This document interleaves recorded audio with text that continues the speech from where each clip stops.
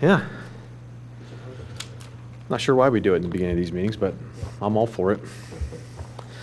Good evening and welcome to the February 25th, 2016 Radnor Township Environmental Advisory Council meeting. I was told just 5 minutes ago that we are not allowed to do anything after our pledge until we re-up or re-vote on our officers. So that would be chair and vice chair. I completely forgot about it. I would have put it on the agenda. So, any ideas? I'm okay to re-up myself. I'll throw that out there. Okay. Since Sloan isn't here, I say we re-up him. And no choice. You can even make him boss if you want. Yeah.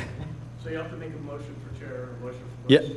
Motion for chair, motion for, yeah, and we'll vote separately. Okay, so is there a motion for chair?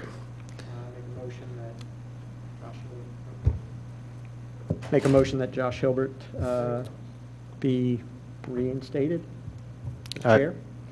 I would accept that. Is there a second for that motion? Second. All in favor? Aye. Aye.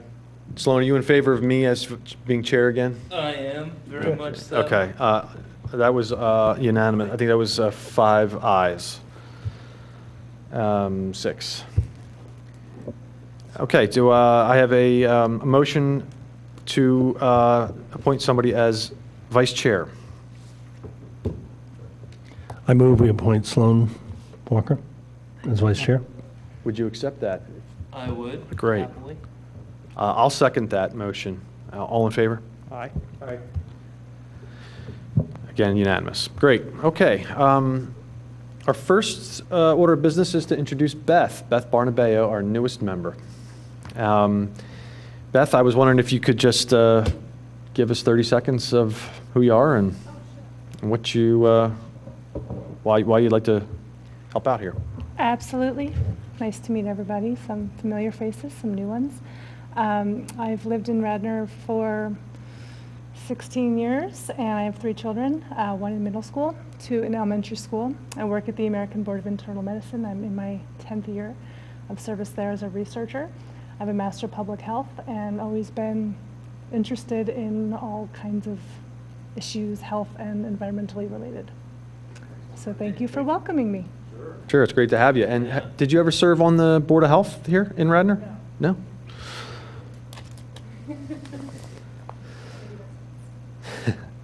Well, great. It's great to have you. So along those same lines, I sad to announce that Anne has resigned from the EAC. Anne is going to be moving within a short period of time and needs some time to get her personal things together before that happens. So she wasn't even able to come tonight, unfortunately, because of those obligations. So I'd like to say that on behalf of the EAC, we give Anne our thanks for her service, and she was very helpful being a liaison for the Greenways and Open Space Committee and the gardens and Villanova, yeah. So It's a big resource. yeah. So thanks out to Anne, and good luck in the future. In other announcements, well, actually, let's do the approval of our last minutes. And believe it or not, those last minutes would have been like October. October 22nd. Does anybody even remember the minutes? Fenimore Woods. I do. I could tell you that we had some interesting things to talk about. Yes. And I just went over those minutes today and realized that we've got a lot of following up to do with regard to those minutes. But are there any changes to those minutes? All right. Can I get an approval of them? So moved. All in favor? Aye. Aye. Okay. Real announcements. I guess I have a couple. There's one a cleverly named Radnor program called Got Drugs. It's the Radnor drug take-back program that they do quite often. Okay, so that's where anybody can bring in their prescription, probably or over-the-counter medicine, here to the police department, and they will dispose of them properly. And I would think that the police department's main objective here is to keep prescription medications off the street or out of the hands of people who they don't belong. But it's also important for us as at the EAC that happens, because it's not good to be flushing medication down the toilet. Some of those medications persist for a long time in water. And same goes, if you end up landfilling them, they can end up persisting for a while too. So it's best to have them disposed of properly. That happens on not until April 30th. Do we know what the scope of that, what kind of drugs that's covers? Is it anything? I think they'll take anything. Wow. Yeah. Prescription, non-prescription, really anything? Yeah. Okay. Not that I have a lot of drugs. Yeah, I was going to say, I can't imagine what kind they wouldn't take back. Right. I'm sure if you brought in some illicit medication, they Right, might right. look They at you a would little. have further questions. They might look at you askance. Yeah. Another notification, or it's kind of an announcement. I was made aware of a grant that's available.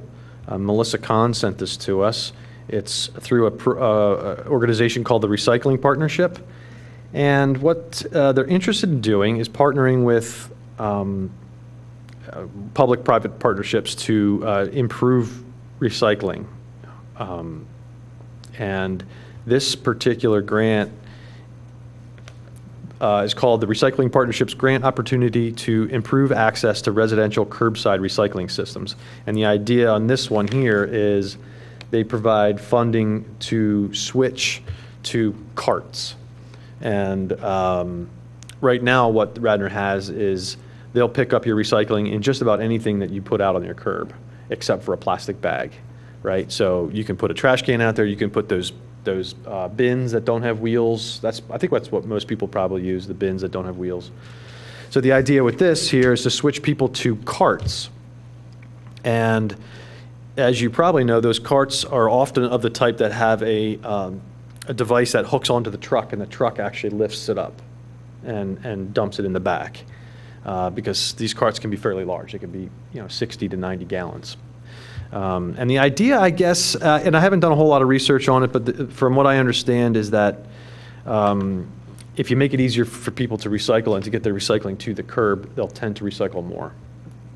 I think that's kind of the basis here. So if you didn't have to carry it out in a bin, then it's Oh, you mean easier. you could roll it You can out. roll it out because it's got So wheels. it's easier to Yeah. get it. I mean, I also have noticed, mine sometimes blow over and the stuff is, suddenly it's kind of, so I don't know if they're bigger, more These are huge. stable. These are 60 to 90 gallon Six- carts. Is Yeah. that too big for people to deal with? Is that like an industrial size, do you think, or? I think Skip has something to say, but turn your Skip? mic on.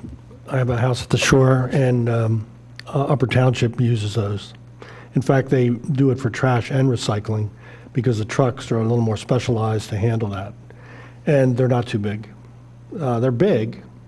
I wouldn't want to haul one uphill maybe, but down there everything's kind of flat. And works really well. Theoretically, it might be a distant carbon thing because, it might be faster to dump the trash, less idling of the truck. Yeah, I don't know anything about that, but I can tell you that I have a 60-gallon one myself. That's what I use. I bought it myself, and On wheel cart? On wheels, yeah. Oh, okay. Yeah. So you've already got one. I bought one just because we were filling up those things too much, and we fill up our that 60-gallon thing. So occasionally I have to bring another thing out too. So. So 90, would you think that's? Yeah, that sounds big, but that's what they encourage. It says 90 gallons is encouraged, but I've never seen one, so I don't know what they look like. I don't know what they Is look like. 60 at the shore? We have 50s. At the shore? So I just want to let you know that I did make contact with Steve Norsini just to let him know about this and see what his thoughts were. He mentioned the fact that their trucks aren't presently equipped to handle these carts. They have to have that lifting device. And the lifting device, I looked it up, the lifting devices are about $2,000 a piece. I don't know how much they cost to install it or whether our trucks can actually accept them. But they. Would the grant cover? No, the grant only covers the carts. It covers $7 per cart and $1 per education, per her residence. Okay. So anyway, what I understand is that this is a rolling. It's a grant that's going to happen again and again. So if it says if you're not ready to implement, wait and apply next year, because the deadline for this one is So should next we month. consider doing some research on it? And, Yeah, yeah. And look into it and see what other townships have done, or I think it'd be interesting. maybe talk to the, anybody at your shore that they've been doing it? I think it'd be interesting to find out these townships, whether they've seen Yeah. any increase in, Any in increase. percentage of, Right. in tonnage of recycling. That'd be great. Because we get paid for our recycling, we pay for our trash. So that's another way that this switch could help pay for the costs. One negative is that down the shore, you were forbidden to use your old trash cans. Once they go to this can, that's it, down there. So Because they retrofit the trucks and they don't want to have two. I think there are fewer people sometimes on the truck. Oh, okay. Interesting, interesting. Is it very big in the garage? I mean, does it take up a lot of Yeah. space or no? About this tall. Okay, you know, not like that. okay. Good, well, 50 isn't that much. yeah. Lastly, I wanted to mention another grant. Could I, before we leave Yeah. recycling, we usually get an annual report on recycling. And I don't know if we should reach out and try to get that on the agenda for maybe the next. Yeah, those recycling reports, we can usually prepare them sometime in March, if not March, April. It takes a while for us to get the numbers. To get the numbers, and to do get the numbers, right. Because we actually apply for funding from the state to help pay for our recycling program. And to get that funding, they need to put together that report. And I believe it usually goes out in March, so. Should we reach out and make a request? Yeah, yeah. They actually still owe us 2015's number, or 2014's number. I know we've had Yeah. one a while ago, and it'd be nice to get, especially if we're considering, hey, can this increase recycling? Mhm. What's the base? Yeah, yeah. The other grant I wanted to mention was something that our liaison over at Villanova, Liesl Schwartz, Liesl is the, oh goodness, I forget her title, but it's basically the sustainability manager or coordinator. She mentioned a program being offered by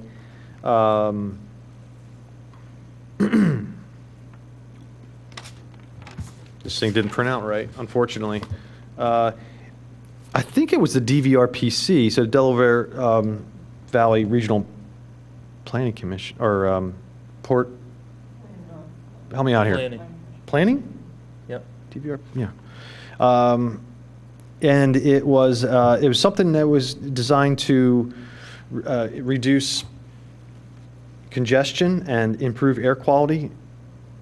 And they were looking for a partner possibly in this, and the grant actually required a municipal partnership. And she reached out and said that she was in the process of gathering more information about this grant and about how Villanova might fit in and apply for something. And she was curious to know whether she could come to us with, when she gets that more information. I think they just attended a session, informational session on this, and to see if we'd be interested in partnering with them. And I said we would gladly have her here and listen, but that's I guess for next month's meeting. She did mention that their first idea, and by no means does she want us to hold this to hold it to her, is to put trackers on their student rented vans. The trackers help us monitor students driving, but also provide the information we need to choose the most efficient vehicles in the future. For example, if the average trip is less than 40 miles round trip, we can purchase electric vehicles instead of gas. So I know nothing about these student rented vans or anything like that. Well, I but think that would be very interesting. I know they've got a big fleet. You can see them parked out near Lancaster Avenue. It might well be a significant number, and well worth talking to them as we're talking to the township about transportation alternatives. So Mm-hmm. that would be very interesting if she's willing to come and share, and Yeah. we could work together. I agree. Any other announcements? I've got a couple. These are both Chester Ridley Crum Watersheds Association on Sunday, this Sunday, February 28th, 2 p.m. to 3:30. Maggie Dunn of the Philadelphia Water Department is going to be at Penn State Brandywine in Media, and she'll be giving a talk on backyard solutions for healthy streams, lessons from Philadelphia's Green City Clean Waters programs.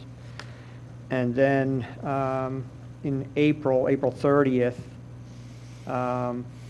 again, Chester Ridley Crum Watershed Association, they're going to have their 19th annual streams cleanup.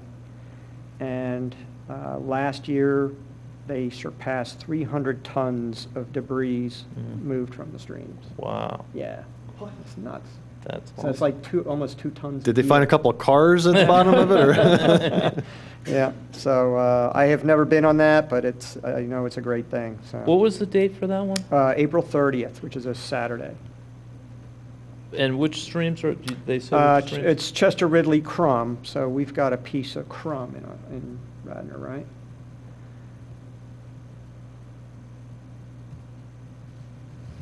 So, and their website, crcwatersheds.org. I'm sure it's everything's on there. I wonder if we could post that to the township or the green page to let people know about it. I think those cleanups sound great. I think we could forward it to, Yeah, we've always talked about how to keep our website Yeah. up a little bit more often, so But maybe I that's a think good, these- it's a good thing to these- post. yeah. We could talk to Melissa about that. She can Yeah. help us. Any other announcements? All right, moving along to the work group reports. Radnor Green Team has still on holiday break. We've been slow to start that up again, huh? Yeah. I do have a little update on green vehicles. Great. Thanks, Sloan. So when we last discussed this, we had been in some discussions with different parts of the township staff, including Public Works on some possible hybrids and light duty diesel pickups. That really hasn't gone anywhere. They didn't feel that the diesel pickup option would work well for them. So unfortunately, that's off the table, at least for now. The police department actually has been fairly proactive in terms of reaching out to us and suggesting that we talk to some of their contacts at some local suppliers that they do business with for vehicles. So gave us some contacts at Matthew Paoli Ford and a few other places. I've reached out to several of them, or two of them have actually heard back from and had a discussion with Dan Hickson at Matthews Paoli Ford, who was very helpful and very interesting about what Ford can do in terms of light-duty pickup trucks. This would not be for police cruisers. There's really not a great option yet on that front.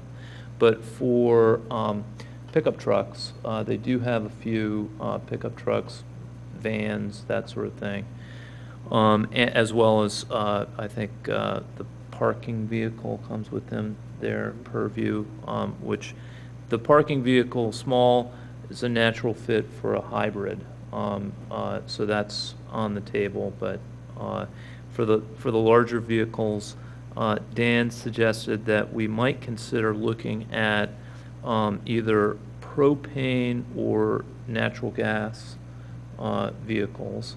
Ford doesn't actually produce them, but they have a series of vendors that they can work with to prepare a Ford truck, like an F-150 or 250, for propane or natural gas.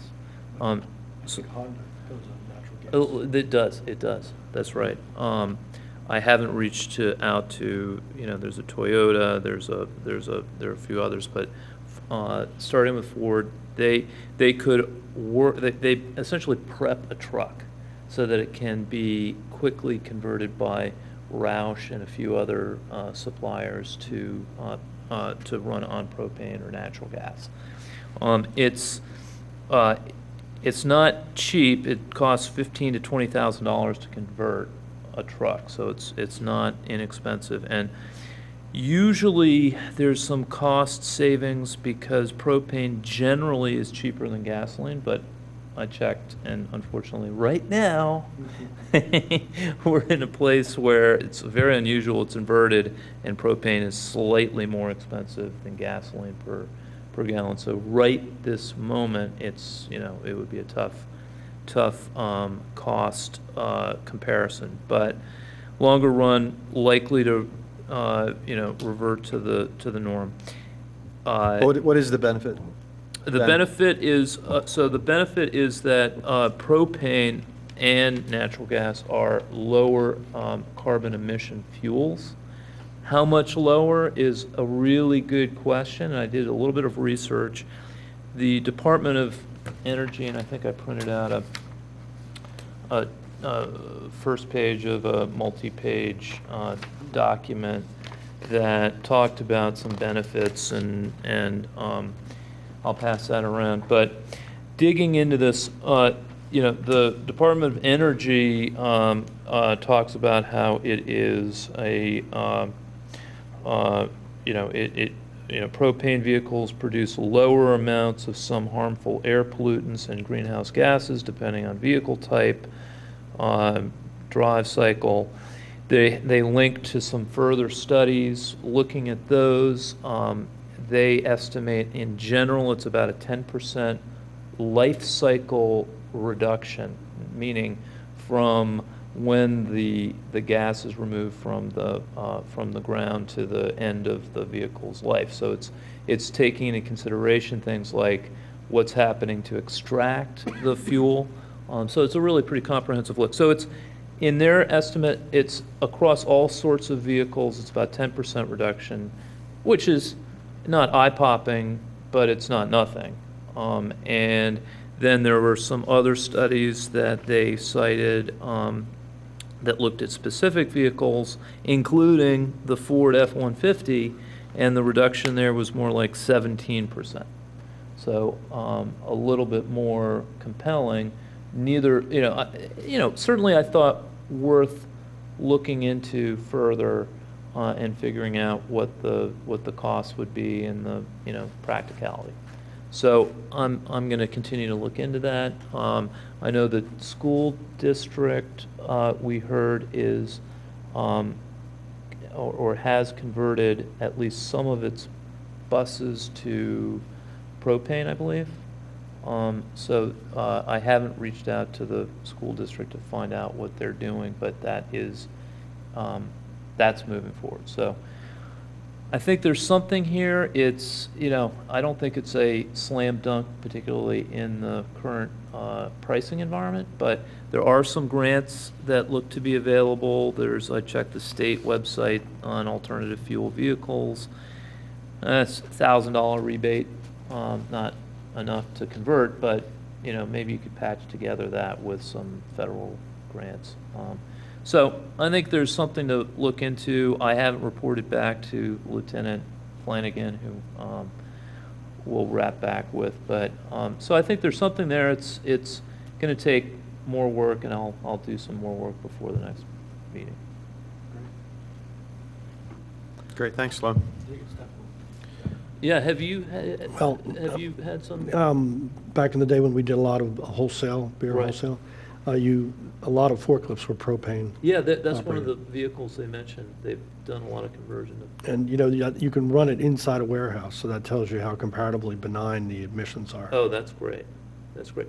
He did note U-Haul has converted, I think, a lot, if not all, their trucks to, it's either natural gas or propane. Really? And his, Dan at Ford was saying that's pretty similar in terms of the emission reduction, natural gas and propane. So that was encouraging that U-Haul, big player, and is moving in that direction. Also, U-Haul has a station, I think it's in Norristown, that is open for folks to use to refuel. So, you know, that would be one of the questions I'm sure the police department would need to know: where can you refuel? Apparently, some of the fuel companies will provide you with a fueling station. You know, deliver, like you can get propane tanks delivered to your home. I think they will deliver to wherever you'd like it to be. So I don't think that's the key issue. It seems like it's cost, and then are you getting enough benefit in terms of emission reduction to make the cost worthwhile? So I would find it interesting as to whether or not a police pickup truck even burns 15,000 gallons of gasoline in its life cycle. You know, Yeah, it seems like very- a big capital cost. yeah, I think that's That's right. And huge. as we did with the Public Works, we'd have to do a real careful Sure. comparison. What does this vehicle drive each year? Mhm. You know, what's its expected life? We do a real comparison. to And like see. Steve Norsini said, they still have the card swipe system on their fueling station. So every time they go to fill up an individual vehicle, Yeah. they key it in, so they know how many gallons of gas Yep. goes into which vehicle, and we had, all those records are available to us, but I don't think we've looked at them since the 2005. Well, they did provide ones. some, remember the. Oh, you- Yeah, they. we get 'em again? Yeah, they got us a spreadsheet. Oh, that's right, with yeah. the miles used by vehicle. So we've got a lot of the data, Sure. but it's, Mhm. you know, I haven't done the comparison for propane, but I'll continue to work on it. Are the cruisers all SUVs, or do they have other kinds of vehicles that they use for I that? think they've gone to Explorers now. They're So- still operating some sedans, though. Are they? Do they have some? I've seen one around, Okay. but I think you're right, they might be buying. Yeah, actually, you're right. No, you're right. It's largely those Explorers, but I think there are some of those Dodges, and you're right.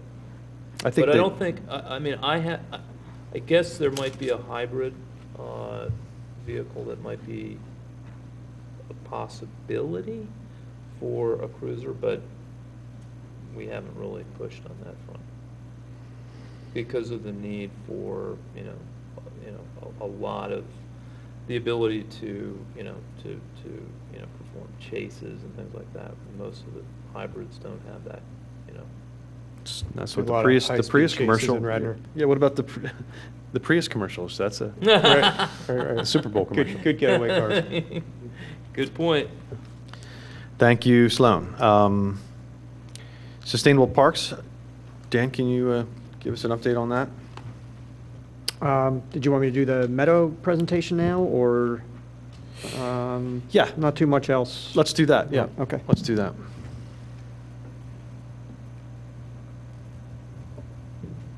And if there's any public comment on the Sustainable Parks thing that Dan's about to go over, maybe we'll take that right afterwards, if Yep. that's okay.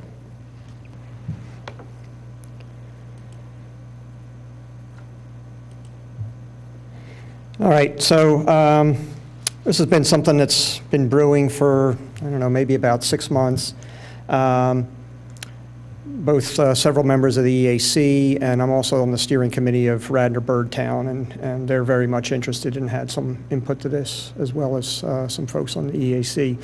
So I met, I think it was the week before last, with the Parks Board, gave this presentation, and then at the end, it's about 15 slides. I'm going to kind of blast through some of it. There's sort of a lot of educational stuff, but I think I just kind of want to bring everyone up to speed on where the discussion is, and then, you know, talk about moving on with it. So just a couple quick slides about, you know, mowed lawn versus meadows. You know, they are easy to maintain, can be used for all sorts of sports activities. And then, you know, the downsides are some of the chemical uses, pollution coming from it, stormwater, and also not a whole lot of wildlife habitat value. And then the meadow kind of flips everything. You know, less gasoline use because you're mowing much less. Less chemical use for fertilizing and weed and pest control. And then probably the biggie is much more significant wildlife habitat value. I think a big part of the education that has to happen is that mental shift from a park is for active recreation versus possibly a more passive recreation use. And then also the blast line there is, I know in speaking with Steve Norsini and Bob Ziankowski that they have received, when they've tried things like this in the past where they've just stopped mowing grass, they've said that they've gotten complaints that it looks like the township's not taking care of a place. So there has to be sort of that education. Did they say, have they actually tried it? Or My understanding is they tried it 1 year at Skunk Hollow, or at the Willows, where they let the grass grow around the pond to try and get the geese away from there. Okay. And got complaints So a there. limited That's- trial. Yeah. That's all I know about it. Some real quick information on costs, and this I got from a gentleman who I'll speak about in the next slides. But you know, we're basically looking at about $1,500 to establish 1 acre, and then breaking even for an acre, breaking even in about 2 or 3 years, and saving about $500 to $600 a year after that, which is primarily in the mowing costs. Now, the $50 to $70 cut per acre. Again, this came from the guy I spoke to, and I don't know if that's matches what Radnor Township is spending. Anyway, through Radnor Birdtown, I got in touch with a gentleman with the Wissahickon Valley Watershed Association, and they've done a number of these meadow conversions in Delaware County and elsewhere in southeastern PA, not just in the Wissahickon Creek watershed anymore. They've got some kind of specialized equipment, which he says not many people have. I think it's called a no-till seeder. So, you know, he's willing to assist Radnor with that. And here's some prices he provided. This was for a meadow last year that they've done at Siemens Corporation. And in upper right, it's tough to see, but they've done a number of these all over their campus of different types. There's like a wildflower one, a grasses one, of, you know, different plant mixes. But you can see some of the prices there. I mean, I think very reasonable. This guy's not trying to make a living at this. He's just trying to, you know, make these improvements. Couple things on here that I'll talk a little bit more about. Number one is herbicide. Both the EAC members, you know, we're hoping there's a non-chemical way to do this, and certainly Radnor Birdtown is also very interested in trying to find a chemical-free way, or at least a not using non-organic chemicals, using some kind of an organic solution or mechanical solution. Because basically you need to remove the turf grass before you, to guarantee success, the best way is to remove the turf grass, start from bare earth and seed the meadow. So a few ways that the cost could get cut down. The biggest cost is the seed mixture, but those numbers were based on sort of a mid-range seed, which is also deer resistant, and that seems to make a lot of sense to me. The guy from Wissahickon Valley Association said, you know, he'd be happy to work with the Public Works Group. Whatever method of turf removal is decided on, you know, perhaps Public Works could do that under his guidance, and we might save some money there. And then also he had some numbers in there for soil testing. He really says that's only needed if you're going to a developed site, because sometimes the earth disturbance that's happened may have, you know, impacted the pH and other factors about the soil. But you know, if we select a more natural area, then maybe wouldn't have to. This slide is about typical timing. Again, this is herbicide-based, which we would hope to get away from, but looking at it starting in March, April, coming back a couple weeks and doing spot treatment as needed, and then getting seed in the ground by early May, preferably so that they have a chance to get roots in the ground before we get hit with the hot months.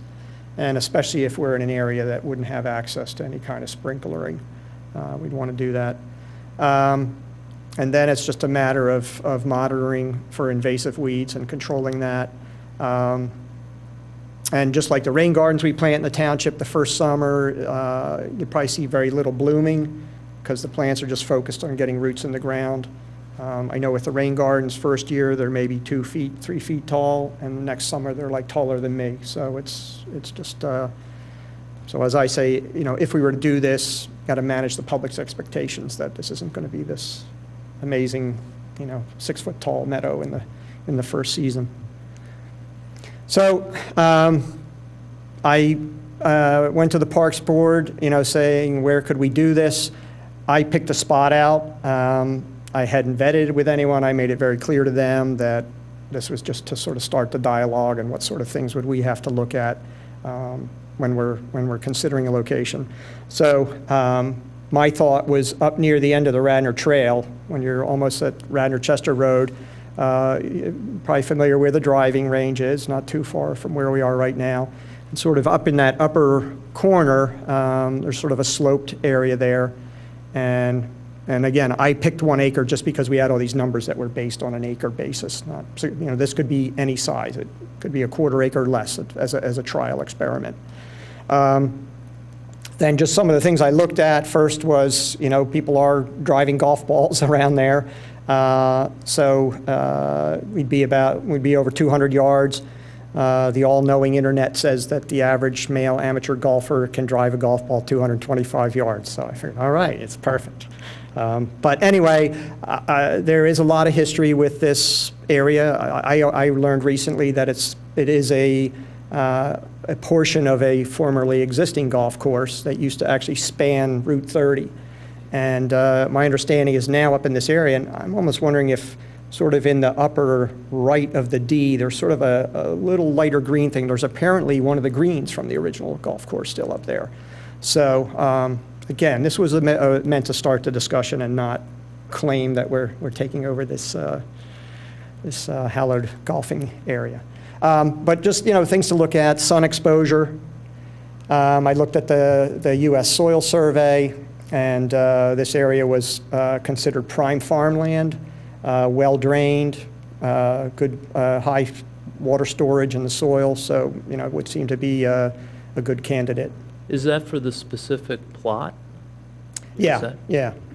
There's a website. You can find out the soil for any spot of earth in the country. Oh, that's great. Yeah. So then I just thought out, you know, what if we were to do something like this here or elsewhere, you know, what could you do there? You know, in this location, it would be awesome. You could drop down off the Radnor Trail through the little bit of woodlands there.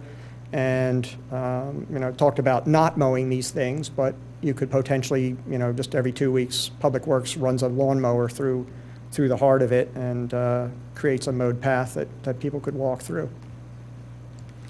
So kind of wrapped up this way with the Parks Board, you know, where could we do this?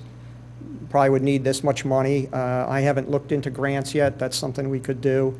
And that if we were going to do it this year, which I don't think is going to happen at this point, you know, we'd need to start by early April. So there's a lot of discussion at the Parks Board. There wasn't a whole lot of support for this location, which I wasn't too surprised at. So There was not? But there was not. Okay. And I think part of it was the golf course part of it. I think part of it was just the uncertainty of, like, is this going to work? We want to know it works before we sort of commit this, you know, sort of more accessible area of parkland, I guess. A couple of the board members suggested this location.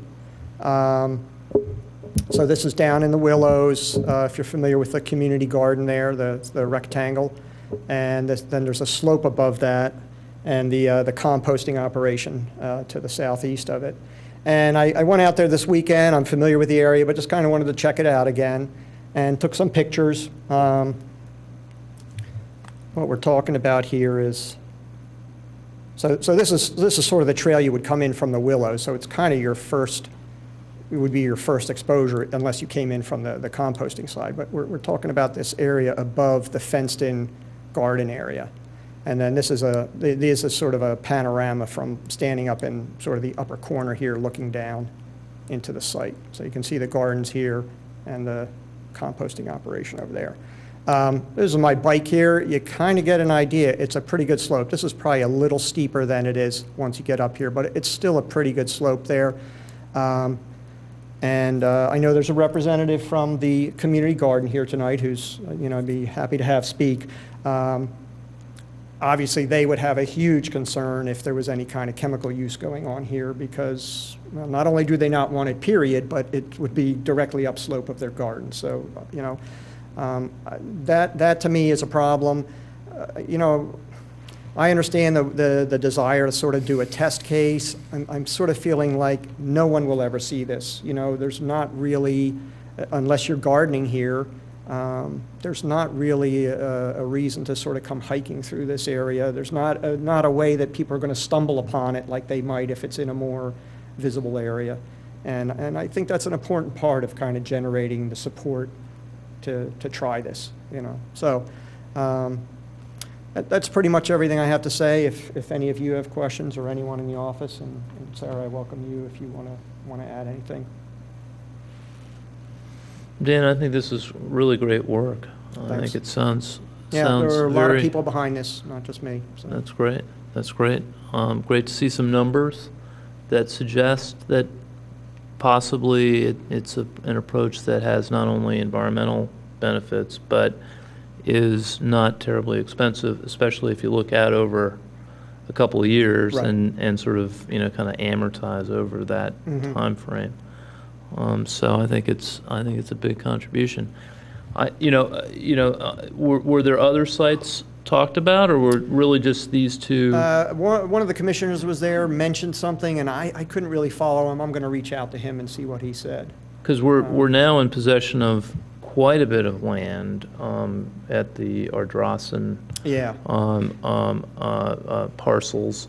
So I'm just wondering if the Parks and Rec had, here are a few options, or really, hey, here's the place to try it. It's Skunk Hollow. I mean, Right. was there reasoning in terms of Skunk Hollow? Honestly, I think it was kind of out of the way, and not committed for anything else. Right? It's not this plot of land is not being used for anything else. Which does and they're have out there the- mowing it every 2 weeks They are or whatever. I right. presume. They are Yeah. mowing it right, Yeah. which Neither's the entire Willows lawn, right? I mean, right What's that? neither is the entire Willows lawn being used. for anything. Right.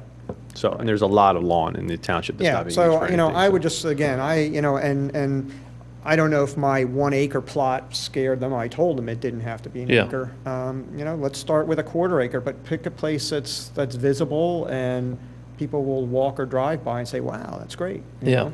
yeah. I can see a reasonable concern around the golf course because while the average golfer is 225, there are going to be some folks who are going to get it into that area and then are going to And I also around. want to go out and see, is that green really up there? And, look, if it is, and if people are actively using that, then no. Right. I don't want to go there. I don't want to interrupt No, that's that right. activity. That's right. That's right. And it might interfere with the ability for those plants to take root. People are looking for a golf ball. You know what I mean? So I could see there being some concerns on that. Sure. But I think a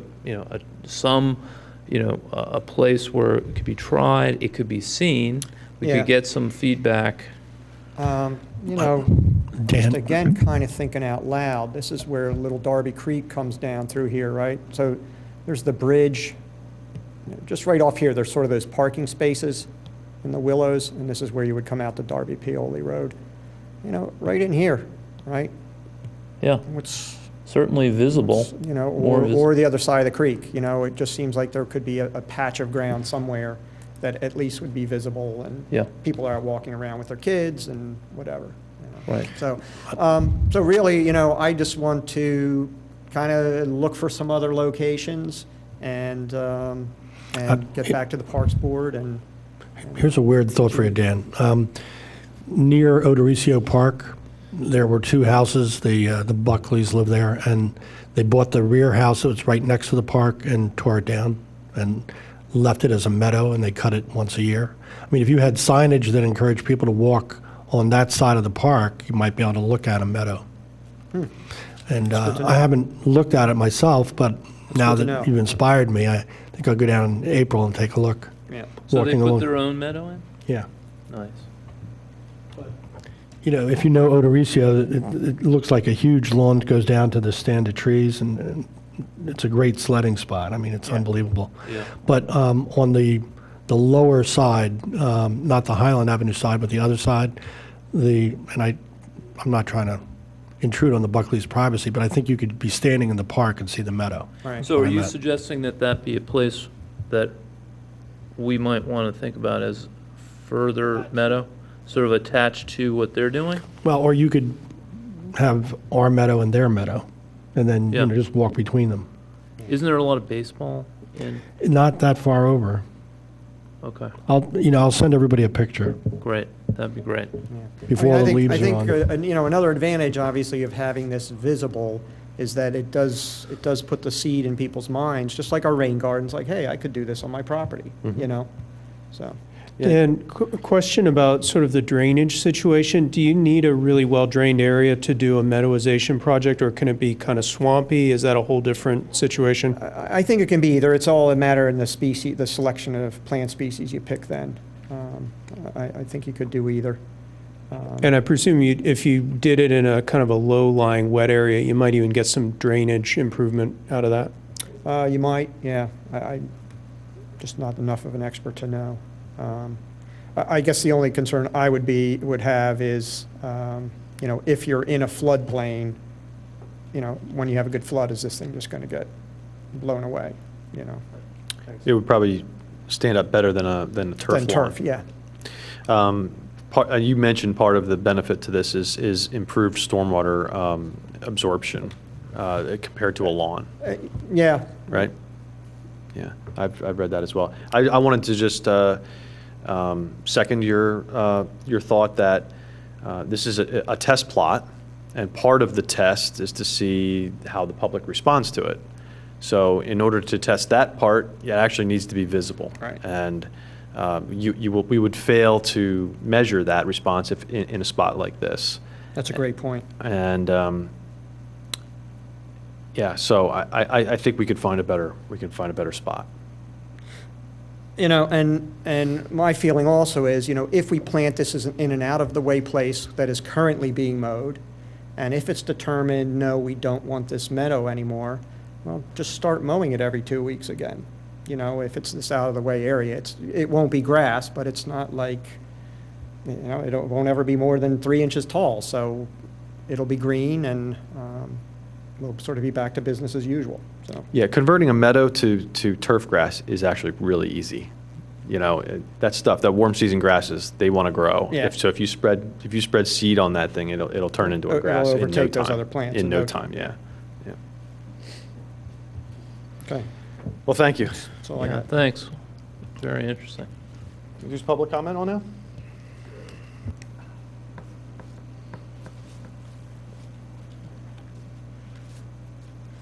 You want to show anything here or no? Yeah, actually, I okay. do. All Go right. back to where the All right. pictures were. I'm Sarah Pilling. I live at 29 Garrett Avenue in Rosemont, where I've lived for, I can't believe it, 34 years this May. And I'm also one of the organizers of the community garden. When we, as a group process, began the community garden, one of the major decisions we made is that this would not be an herbicide or pesticide garden, and we would use no plastics. I've been pushing hand picking for a lot of years now. We're going into our 5th year. We do use neem occasionally if we have to. We find that safer soap is really too harsh for weeds. We've got more insects. Actually, we have more voles than anything else because how can you put a cat in there? I normally go to the Parks Department meeting because I figure we're in the park and you got to watch what everybody's doing or they slip one in on you. But I wasn't able to go to this meeting because it was the organizing meeting for our community garden. We're going to have 66 families this year in the garden. Wow. We are full. So I had heard glyphosates mentioned. So the first thing I wanted to hear was out of the cat's mouth instead of, somebody said they would use glyphosates. I beg you, no glyphosates, particularly in this plot. I don't know whether you realize it, but we have 4 very heavily producing beehives up there. And we are doing everything to protect those bees. Part of our garden, the vegetable part and the herb part, is for us, but it's also for the bees. So please, please, please, please, please, no. That field, what you call the field above our garden, is full of clover. And we've actually talked the township into only cutting it every 3 weeks because we want the clover to grow and to bloom because it's good feed for the bees. So that's one issue. I hate to say to Dan, there is constant traffic up along our garden and across the field because many people go through the woods, they go down over the bridge, they come back, they walk up the road, come across the composting, they either head across the house, the mansion part, it's not a mansion, it's a house, or they go back into the woods to go back to their cars. It's constantly travel, particularly on weekends. We invite people in all the time. Would you like to, they look at the garden and go, wow, what's this? So we say, come on in and look. And we have a lot of groups that come there. So that's my big issue. The other thing I wanted to say to you is I heard you when you were talking about the recycling. Cherry Hill, New Jersey does this with the large cans and the lift. What it does is it saves the effort of the trash collector. They did Recycle Bank. I think Recycle Bank failed, but they did do it. And I come down to Garrett Avenue on any Friday morning and look at all the plastic bags full of beer cans from the student housing. We have 13 houses on our street alone. I think one of the things you need to do with recycling is education. I walk the street, not constantly, but I have a dog. And you wouldn't believe the recycling stuff that people put in out on the trash on Tuesday mornings. It's very disappointing. Like Skip, I put out 1 plastic bag of trash, and a whole trash can, and usually 2 of recycling. One of the reasons is because I compost. So none of the leaves, none of the sticks, none of that debris, none of the cardboard if it's recyclable, because I go to Mom's and all their cardboard is recyclable. Their plastic bags are recyclable. So all that goes in my compost pile, and that's another thing I think we should be encouraging people to do. Few less leaves at Skunk Hollow, but great compost for their gardens. So Dan said, well, you know, these people are all saying using glyphosates. We have a terrible issue, and I suspect that plot would too, with thistles, because that must have been a horse field at some point. And horses love thistles, and you know, they've only got one stomach, so the thistle goes in and the seed comes out. And we are now in our 5th year, and we're still fighting the thistles.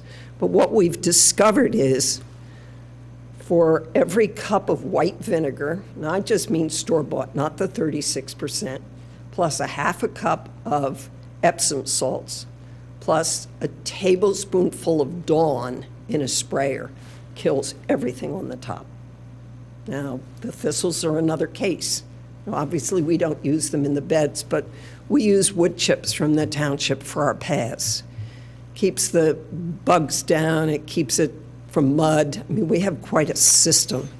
And we have used vinegar, and it works really quite well, particularly if you're persistent. Now, you have to spray with a low spray, because anything it touches, it's going to kill, but it's really quite effective. So, I mean, we would invite you all to come any Saturday. Come on over and see what we're doing, the methods we use. We do not use a lot of fertilizers. We mostly use urea fertilizer from an organic source. It comes from Peru or Chile. That's the only fertilizer we use. We do a soil test every year. I have the pH of that particular area because we did soil tests of the underlying soil, but we built raised beds, and of the leaf compost. So I've got those figures. They're 4 years old now, but it hasn't changed much. So we'd be happy to interact with you, but please, please, please, no glyphosates. This is last winter was the first year that the bees lived over. Hives for Lives had them, they didn't survive. Beaupre apiaries had them.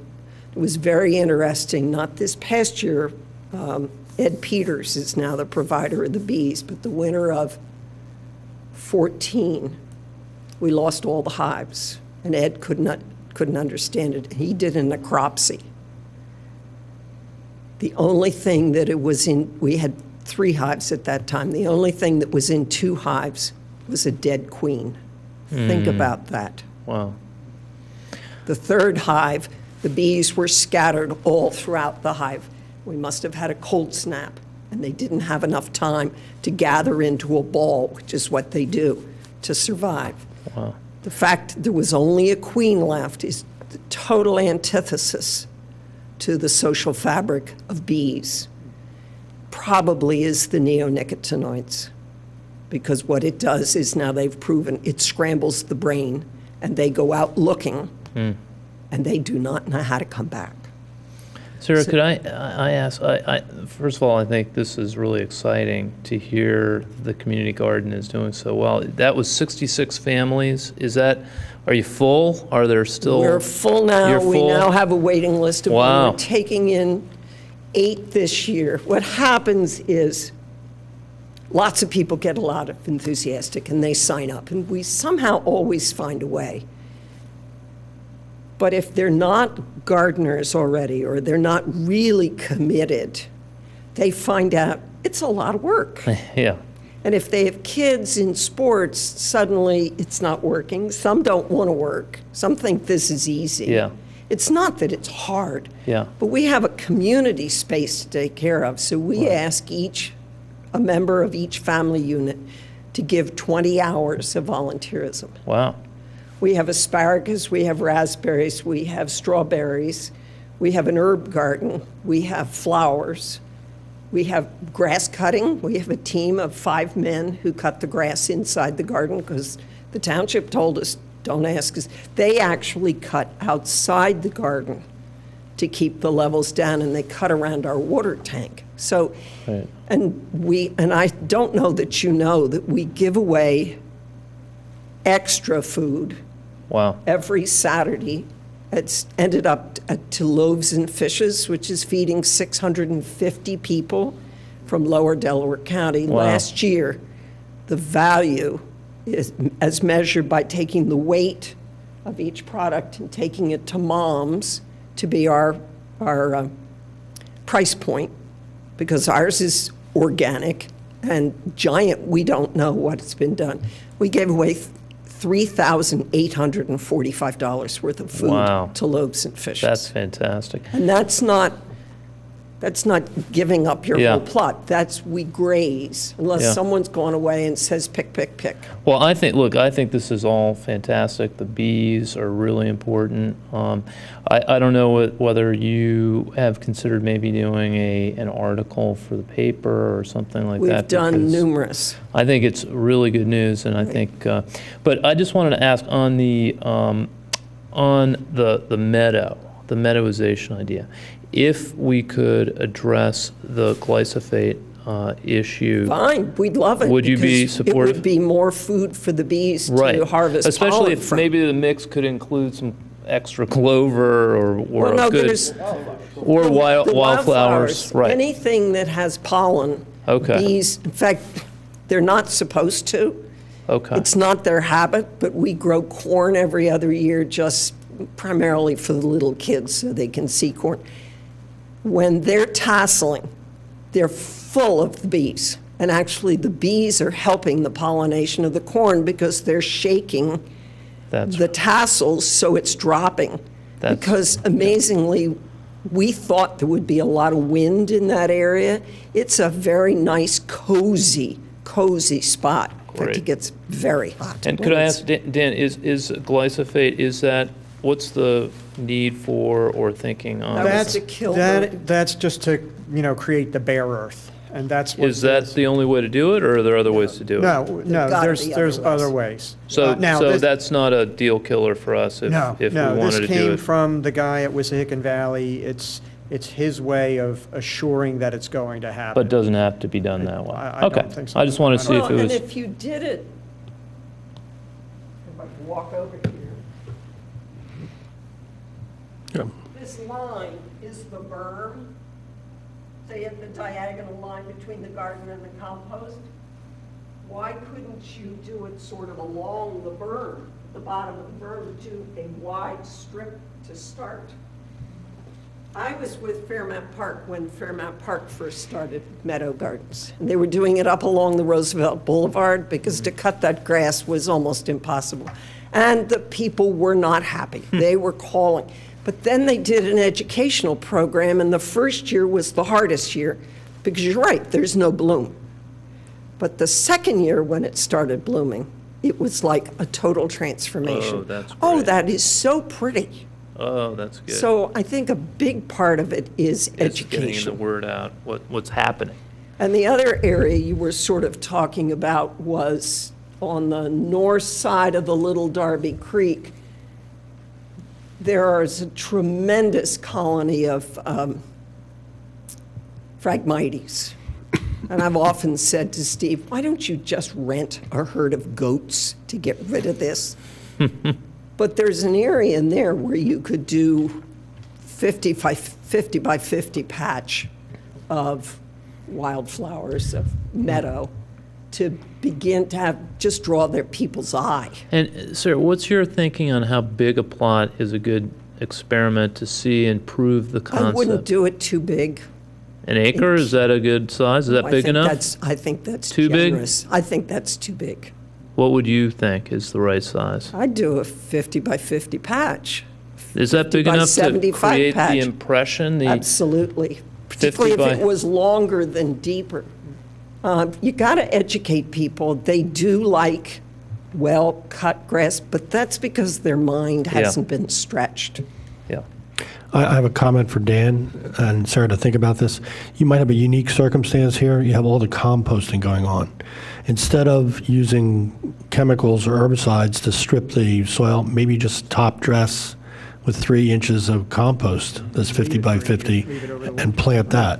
Cardboard first, then the compost. The cardboard will rot. It's biodegradable, but it will, this is what we did. It will suffocate the grasses. So you could do vinegar, cardboard on it, couple inches of compost. I also have the pH of the leaf compost. It's a little high, but flowers aren't as fussy as vegetables. And That's a great the idea. location would be good. The top of the berm is really, I mean, not on the berm. We actually have planted a lot of stuff on the berm. Jim Schneller plants pumpkins every year. Trouble is, he plants them in May, so by September we have pumpkins, but it's not Halloween. And we just planted a lot of blackberries up on Ooh, top that's of the great. berm. Well, they were overtaking our raspberries. Oh, wow. So we Could have- I ask also on, you mentioned a lot of folks are walking around Oh. that. Are those folks the community garden folks, or are they No, the this whole? is outside, outside. Do you have your pointer? I do. Sort of making the connection from the Willows to Skunk Hollow probably is what's Well- going on, right? Let me see if I can, Yeah. there we go. You have to hold it. You got to press and hold. All right.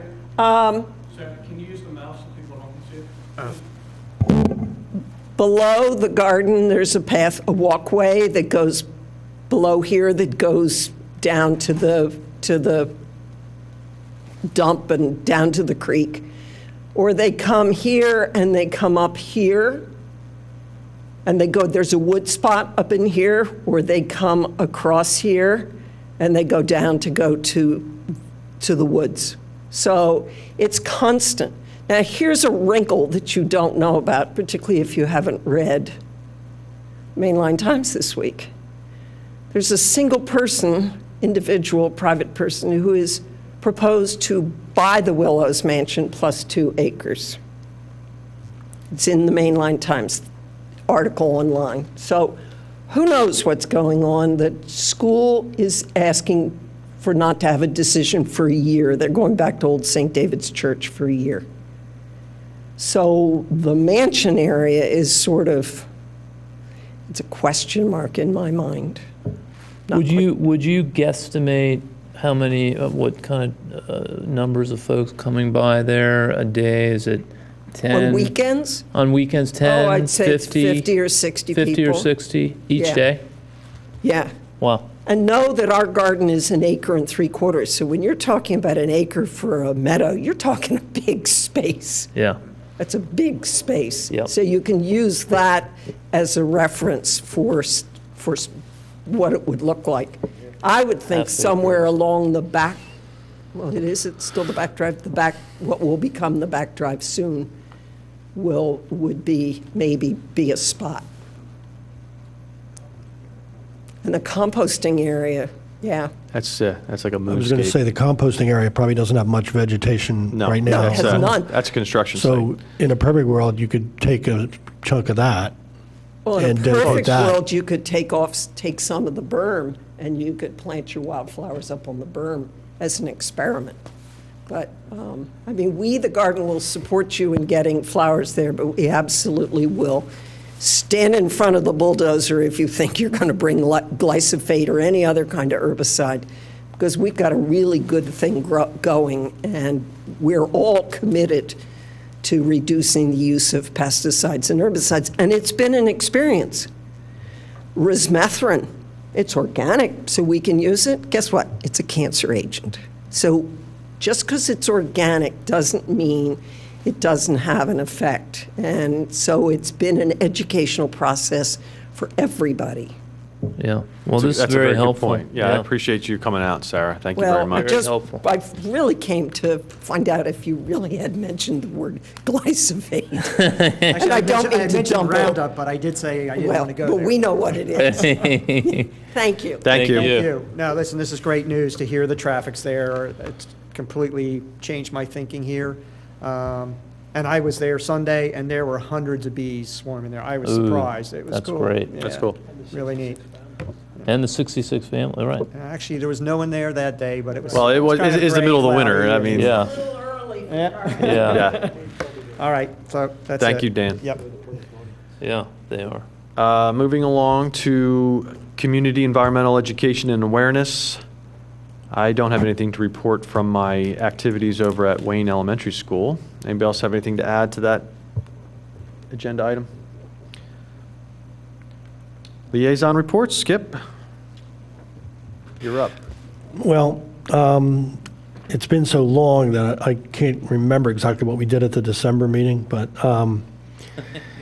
in January, we did not have a meeting, and in February, we had a meeting, and it was the rare circumstance that all three applicants had, they were not ready for us. We could not actually rule on the plans, and one of them was a library, too. So we saw some of that, and we've been seeing that, too. And I know they're doing corings in the parking lot right now, but we had to table all three things. So not much to report. Yes and no. I mean, we looked at some very small projects that were like just 2 twin homes in Garrett Avenue. And they had changed the plan in the last week, so our engineer hadn't even seen it, and we had to just stop it right there. Any news on the biomed or nothing? Nothing going on there? They're waiting for us to approve the ordinance or the overlay for the laboratory district so that they can conform. And they're trying to, in a good public citizen way, have input on the ordinance, but it's still not done. Thanks, Skip. We move into old business.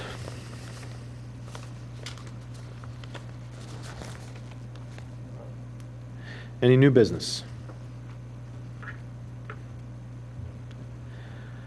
Any other public comment? No? Josh, I guess maybe you should announce that we have that opening and that if someone's interested in joining us. Yeah, well, that's true. I did mention that Ann has left, so we are at 6 members right now, and we need a 7th. I guess the last time before to get Beth, it took probably 6 months, right? Something like that. So yeah, good point, Skip. We'll get the word out. Melissa knows, so she's advertising on the Radnor.com, and yeah, if you know anybody that is interested, we need the help. You'd be interested? Yeah, but I don't know if Perfect. I have the qualification, and my English is not so good, but Well, the qualifications are that you can come to a meeting once a month. I make a motion.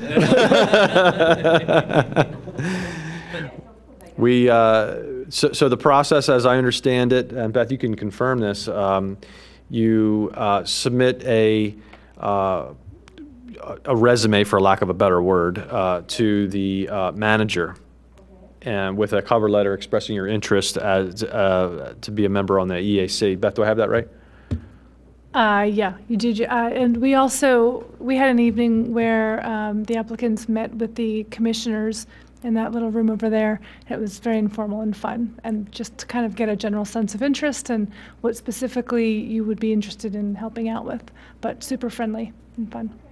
Yeah, so I would encourage you to do that. And I'll make sure Melissa's got it up online. I'm not sure it's up right now, but I didn't check.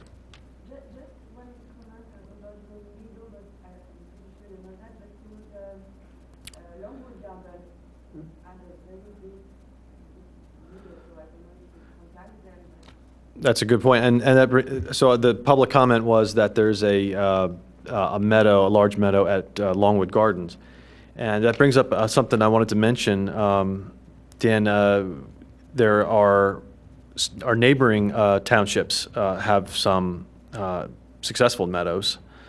And I thought it might be an interesting idea to help us understand what we're talking about here, and the commissioners or Parks and Rec or Public Works or whoever is interested to have like a little field trip on a Saturday morning or something like that, Right. in the late spring when it's growing and it's up, to go take a quick bus trip to check one of these places out, or to have just a place to meet.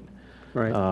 So I've been looking for places to go, and I found one in, it's not Newtown Square, it's the Newtown Township, it's the township to the west of that. Which one is that? Sorry, I forget what it's called now. But anyway, there's a very active preserve group there that has a very huge preserve. I think it's 80 acres that they've converted to meadow. And but they also have some smaller ones. Specifically, the backyard to their township building is very small. I think it's less than an acre, and they use that as a demonstration plot for people who are interested in, looking at meadowization projects. Yeah. I think the Parks Board, is fine with the idea. It was about finding the location, and I think with everything that Sarah said, we scale this way down. Community Garden's 100% behind it. I think it can happen. So the question is, can it now happen? If we were to go out in the next few weekends and put this vinegar down and the cardboard and the mulch, would that kill everything in time for, planting in May? I don't know that. It seems like it would take longer than that. You might want to talk to your Wissahickon guy. Yeah. The other thing is, it isn't necessarily just mulch. I mean, if you pick the right compost, it gets pretty close to acceptable soil.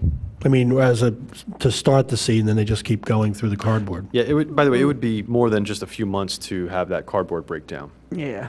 Yeah. So I think we're probably looking at next spring, and that's fine, because it gives me time to do the necessary research and get everybody lined up. But I'm really excited. I think this is. It sounds like it's at least worth discussing what could be done for this year, and then if it's just not realistic, then next year. But with her support and a group of community gardeners, ourselves, I think there'd be Right. And a possibility to do it, try it, learn. Radnor Birdtown's behind it. Laura Birdtown's Luker behind with Radnor Conservancy was at the Parks Board meeting. Yeah. She's totally behind it. That's So great. I think everyone's behind it. I think we found the place, and we just need to sort of put the pieces together now. Do you need anything from us in terms of support or resolution? I'll let you or know. is it- I'll let you know You'll let when us know. show up with your wheelbarrows. Oh, that kind of support? Oh, I'm busy. I'm busy that day. Yeah, I'm sorry. There's got to be some kind of machine that can do this, isn't there? There are these things called sod cutters, Sod cutters. right? But I guess when I think about that, you got to remember you're taking out, 3 to 6 inches of topsoil. I know, So but you really need to sort of put something back. I know. You but- could compost it right there and put it Yeah, back. yeah, compost it right There's next door. compost Yeah. right there. I mean, you could stockpile it and then put it back. Right. Part of the experiment too is to see if you can replicate this project on a larger scale. Mm-hmm. And the cardboard and stuff, it's very labor intensive, that kind of thing. So we need to make sure that we figure out a way to do this that will make sense in other places, not just in a If you were small going to 50 try and do a quarter acre or a half acre or something, yeah. 2 years from now. Yeah, right, yeah. The second attempt. That's Yeah. not a new. Yeah, if you're okay, let's do 1 acre or 2 acres over here. Okay, all of a sudden now cardboard and compost doesn't work. I just want to really research, like, what are the other non-chemical ways to do this? And Yeah. certainly the cardboard makes sense. And someone at the Parks Board suggested, you put plastic down or some kind of ground landscaping fabric and do the same thing. Okay. I don't want to use plastic because now you've got, hundreds of square feet of plastic, and what do you do with that when you're done? you Yeah. know? Sure. So I want to do that research, and then I think where it's going to be great is I think the Wissahickon Valley guy can help us with, seed mix and kind of match everything up that way.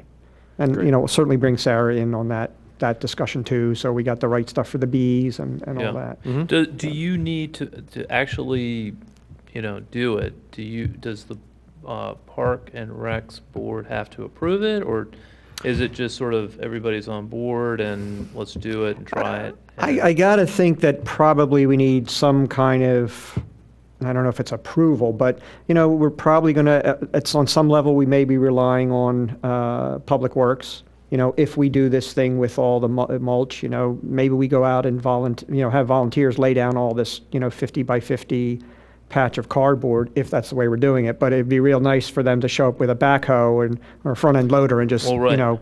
They could, and dump all the mulch on in a they've half helped hour. They've helped with rain gardens, and so I think that would be a great step. Where a little proposal to Steve saying, "Hey, here's what we'd like to do. Would you support, and maybe help Yeah. out, and see if he, if he likes it." Right. And So I think my next step, I'd like to go back to Parks Board, whether I can, learn enough between now and the next meeting. Maybe it's 2 months from now, but just go back to them first with a proposal. And I think it'll be a slam dunk. I don't see anyone.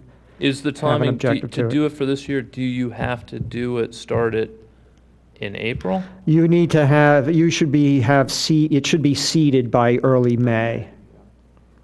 Okay, seeded by early May, but that means that if you were actually working on it mid to late April, you'd be okay, if you could seed it by May. Right, but Josh just pointed out, if we were to do this cardboard method, you need the cardboard to break down.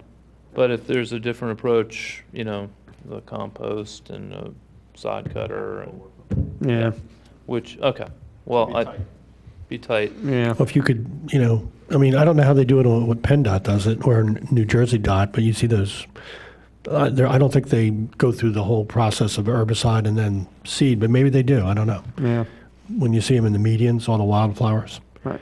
But as a gardener, if you're going to do 50 by 50, you can just plow it and turn it over. Yeah. This may be out of the box a bit, but there's an educational component that could be interesting to tie into the watershed program at the middle school. And you'd have a nice big supply of 7th grade volunteers to help Oh, you yeah. Good. seed and establish, or even do some research on what's working and what's not working and that kind of thing too. Yeah. Just a thought.